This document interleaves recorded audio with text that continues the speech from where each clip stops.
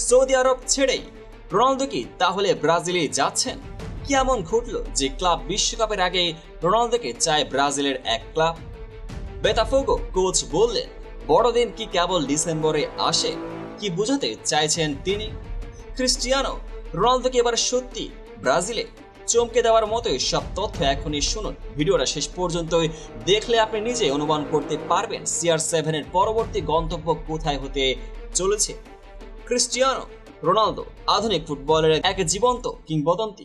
2023 সালে তিনি Saudi club Al নাসরে যোগ দিয়েছিলেন এক অবিশ্বাস্য চুক্তিতে, যার ঝাঁকুনি লেগেছিল সারা ফুটবল বিশ্বে। সেই রোনালদোর চুক্তি এখন শেষ পর্যায়ে। 30 জুন শেষ হয়ে যাচ্ছে তার বর্তমান চুক্তির মেয়াদ। এখন প্রশ্ন একটাই, এরপর কি চুক্তি নবায়ন হবে, নাকি নতুন কোনো দলে নতুন কোনো চ্যালেঞ্জের জন্য প্রস্তুতি নিচ্ছেন CR7? এই প্রশ্ন যখন ঘুরপাক খাচ্ছে, ঠিক তখন স্প্যানিশ দৈনিক মার্কা এমন এক খবর ছড়িয়েছে যা রীতিমতো আগুন লাগিয়ে দিয়েছে ফুটবল দুনিয়ায়। তারা জানিয়েছে রোনালদো ব্রাজিলের একটি ক্লাব থেকে লোভনীয় প্রস্তাব পেয়েছেন, যদিও সে ক্লাবের নাম এখনো সামনে আসেনি। তবে কেন হঠাৎ ব্রাজিল? এর পেছনে বড় একটা কারণ হতে পারে ক্লাব বিশ্বকাপ। 14 জুন থেকে 13 জুলাই পর্যন্ত যুক্তরাষ্ট্রে বসতে যাচ্ছে ক্লাব বিশ্বকাপের আসর, যেখানে ব্রাজিল থেকে অংশ নিচ্ছে 4টি ক্লাব: ফ্লুমিনেন্স, ফ্লামেঙ্গো, পালমেরাস ও বোতাফোগো।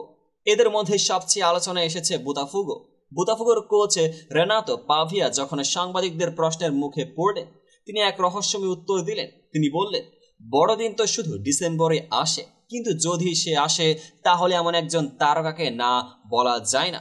আমি কিছু জানি না, শুধু প্রশ্নের উত্তর দিচ্ছি। তবে কোচরা সবসময় সেরা খেলোয়াড়কেই চান। এই বক্তব্যে যেন ইঙ্গিত মিলেছে বোতাফোগো হয়তো সত্যি রোনালদোকে দলে নিতে চাইছে।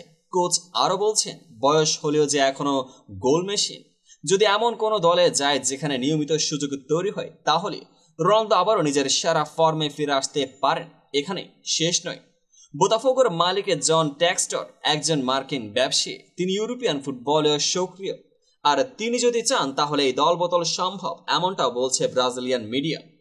এদিকে আল নাসরের রোনালদোর সময়টা ব্যক্তিগতভাবে দুর্দান্ত গেলেও ক্লাবের ট্রফি ক্যাবিনেটে বড় কিছু যোগ করতে পারেননি তিনি।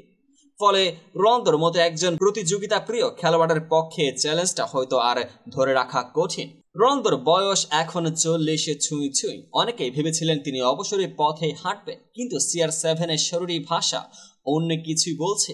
তিনি এখনো মাঠে আগুন ঝরাচ্ছেন, গোল করছেন, নেতৃত্ব দিচ্ছেন।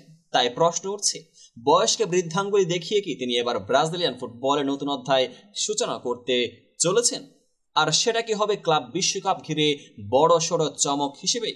এখন পর্যন্ত রোনালদোর পক্ষ থেকে কিংবা আল নাসরের তরফ থেকে চূড়ান্ত কিছু জানানো হয়নি, কিন্তু বোতাফোগো কোচের বক্তব্য, মার্কার রিপোর্ট এবং ক্লাব বিশ্বকাপের সময়কাল সব মিলিয়ে একরকম মিল খুঁজে পাওয়া যাচ্ছে। আর এখানে জেগে উঠছে সম্ভাবনার আলো। রোনালদো ইন ব্রাজিল আরও একটি ইঙ্গিত।